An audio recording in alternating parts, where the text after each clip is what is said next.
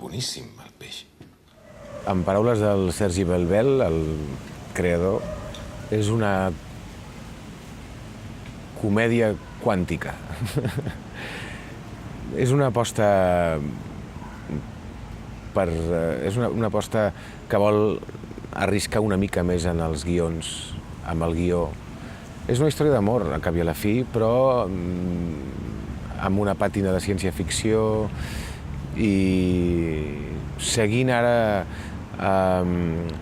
les noves teories de la física quàntica que demostren, la física quàntica diuen que demostra que hi ha molts universos paral·lels.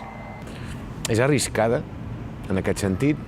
Ja et dic, no deixa de ser una història d'amor, que són les que ens agraden, no? Però amb aquesta pàtina més imaginativa. D'entrada és feina, per tant és benvinguda. I jo vaig fer una prova, com molts companys també. No és que digui, jo vull fer això.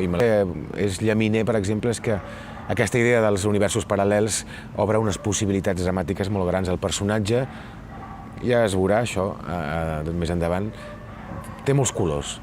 Llavors, per un actor això és molt xulo. I també crea un volum de feina, perquè el personatge tot circula, tot es vertebra al seu voltant, el volum de feina era molt gran, llavors és un repte. Jo crec que s'ha d'arriscar.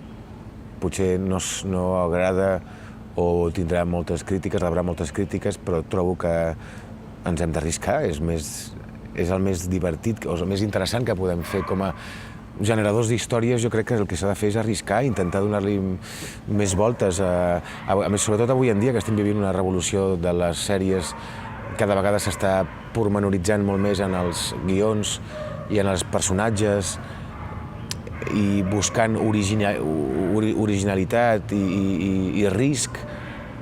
Jo crec que seria una mica defraudar una mica l'espectador si no s'arrisca. Ara, a Catalunya i a Espanya estan una mica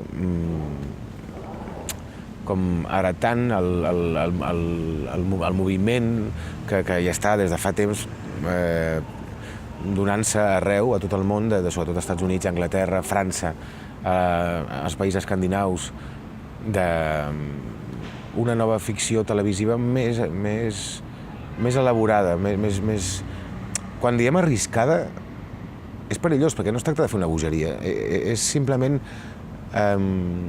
cuidar molt més els guions.